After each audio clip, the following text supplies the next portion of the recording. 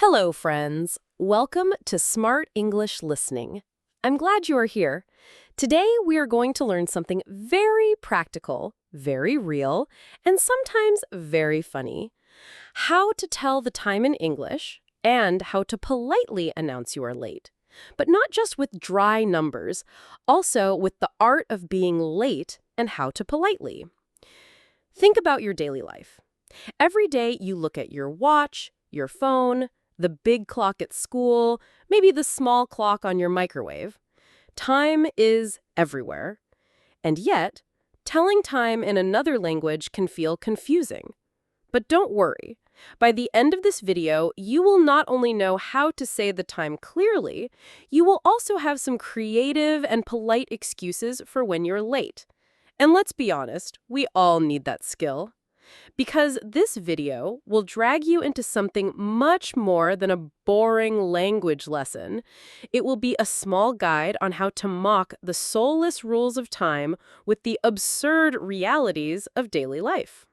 Imagine you have a job interview at 9 o'clock in the morning. If you arrive at 10 o'clock, that is not good. Or imagine you are meeting your friend for coffee at 3:30 in the afternoon.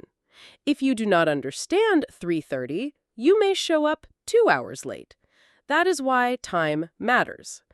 Let's compare two people. One person hears, it's 7:45.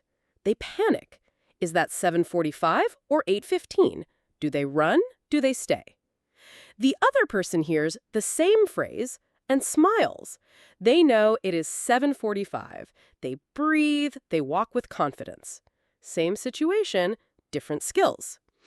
Okay, so let's learn the basics. However, when things get a little more complicated, when quarters and halves come into play, that's when things get fun. For example, 3:15. What does that mean? It means 15 minutes after 3. Repeat after me. 1 o'clock, 1:15, 1:30, 1:45. These are the key building blocks. Here is a simple way to remember them. Think of a clock like a pizza. At 15 minutes, you eat the first slice. That is a quarter past. At 30 minutes, half the pizza is gone. That is half past. At 45 minutes, only one small slice is left. That is 1:45. Easy, right? Every time you look at a clock, imagine pizza time. Now, many people learn the digital way first. You see 7:45 and say 7:45. That is correct. But in daily life, many English speakers say 7:45. Let's compare. Digital style, 6:30. Natural style, 6:30. Both are right. But if you want to sound more natural, practice the past and to style. My advice? Use digital when you want speed and clarity. Use natural when you want connection and friendliness. Now, let's get to the fun part. The art of being late. Woo! Everyone's been there, right? Being late. But what matters is the impression you make when you're late. So how do you politely explain that you're late? Sometimes you are not only telling the time, you are late. Imagine you are running up the stairs, looking at your watch, your heart is racing, you open the door and everyone looks at you. What can you say?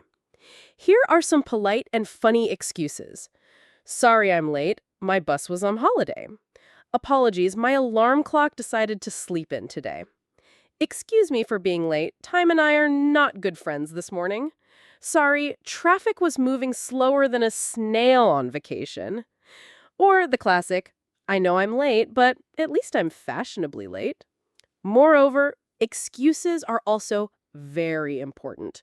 However, please, please, please, always be believable. For instance, the traffic was terrible. Very classic, but effective. Traffic is something that slows us down at every moment of our lives, isn't it? Like slow internet. It's an excuse everyone will understand. These excuses make people smile, and smiling makes lateness feel lighter. Next, let's do some listening practice. I will say the time, you repeat it. Ready? It's 10 o'clock. It's 5 past 10. It's 20 past 10. It's 25 to 11. Did you repeat? If not, pause and try again. Listening is food for your English brain. Speaking is how you burn the energy. One fills the cup, the other lets the water flow out. Now, how do you use this skill in daily life? It is very easy. When you check your phone, don't just read 8:45. Say it out loud in English. It's 8:45. When you cook pasta, set a timer and say, I will check in 10 minutes. It is 5 past 7 now. When you make a plan with a friend, say, let's meet at 4:30. The more you say time out loud, the more natural it becomes. Think of it like brushing your teeth. You do not brush once and say, finish forever. No, you brush every day. Time practice is the same. Okay, now let's connect this idea with different cultures. In English, we say 8:45. In German style, people may say 8:45. In Spanish style, people may say 9 minus a quarter. Different words, same idea. Learning English time is not about changing your culture. It is about adding another tool to your toolbox. Compare, don't compete. Both ways work, but now you can understand and use the English style too. Let's take a moment to imagine your progress. Picture yourself 3 months from now. You are in London waiting for a bus. Someone asks you, excuse me, what time is it? You answer calm and clear, it's 2:30. They nod, smile, thank you. You feel confident. Or imagine at work, your boss says, the meeting is at 9:15. And instead of panic, you smile, arrive on time, and even make a joke. That is the power of small daily practice. Here's a fun challenge for you. After this video, take your phone. Every hour, say the time out loud in English. Just once. Do it for 1 day. That is 12 to 14 times. Small, simple, powerful. And here's the bonus.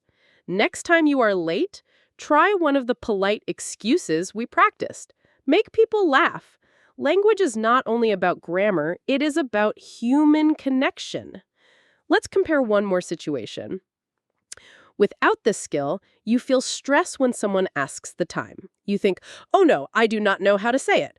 With this skill, you answer with ease, you smile, and you even enjoy the moment. Which life do you prefer? Exactly. So, the moral of the story is simple. Time is not the enemy. Time is your friend. When you learn to tell it, you take control of your day, your meetings, your friendships, your life. And when you are late, sometimes you will be, you can still be polite, charming, and funny. That is powerful communication. Now it's your turn. Tell me in the comments, what time is it right now where you are? And what excuse would you use if you were late?